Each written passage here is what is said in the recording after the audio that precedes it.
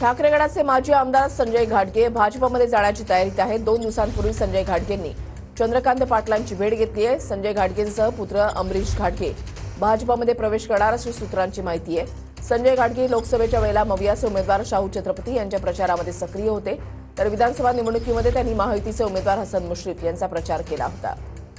भूषण पाटील आमचे प्रतिनिधी या संदर्भातली अधिक माहिती देतील। भूषण, नक्कीच कोल्हापूर जिल्हा आणि ठाकरे गटासाठी देखील ही धक्कादायक बातमी म्हणावी लागेल, कारण संजय बाबा घाटगे जे ठाकरे गटाचे माजी आमदार आहेत ते आता भाजपमध्ये जाण्याच्या तयारीत आहेत। 2 दिवसापूर्वी त्यांनी चंद्रकांत दादा पाटील यांची कोल्हापूरमध्ये भेट घेतल्याची देखील माहिती आहे ती समोर येते आणि त्यामुळं समरजित घाटगे यांच्यासाठी देखील हा धक्का म्हणावा लागेल, कारण संजय बाबा घाटगे आणि अमरीश घाटगे या दोघांचाही लवकरच भाजप प्रवेश करून घेतला जाणार असल्याची विश्वसनीय सूत्रांची माहिती आहे।